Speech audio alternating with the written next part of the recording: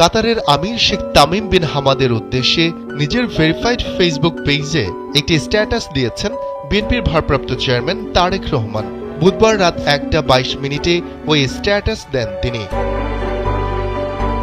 BNP chairperson Khaleda জিয়ার সম্মানে কাতারের আমির যে সহযোগিতার নজির গড়েছেন তার প্রতি কৃতজ্ঞতা জানিয়ে ওই স্ট্যাটাস দেন বিএনপির ভারপ্রাপ্ত চেয়ারম্যান।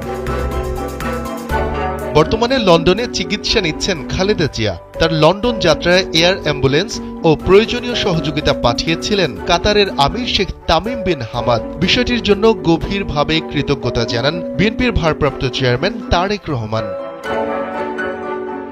ফেসবুক পোস্টে তারেক রহমান বলেন, আমার মা বাংলাদেশের সাবেক প্রধানমন্ত্রী বেগম খালেদা জিয়ার জন্য সদয়ভাবে পরিবহন এবং প্রয়োজনীয় সহযোগিতার জন্য আমি কাতারের আমির Sheikh Tamim bin Hamad bin Khalifa Al থানির কাছে গভীরভাবে কৃতজ্ঞ। স্ট্যাটাসে তারেক রহমান আরও বলেন, আমার পরিবার এবং বাংলাদেশের জনগণের পক্ষ থেকে এই সমর্থনের জন্য আন্তরিক ধন্যবাদ জানাই। আমরা বাংলাদেশ ও কাতারের মধ্যে দীর্ঘস্থায়ী বহুমুখী সম্পর্ক গড়ে তুলতে উন্মুখ।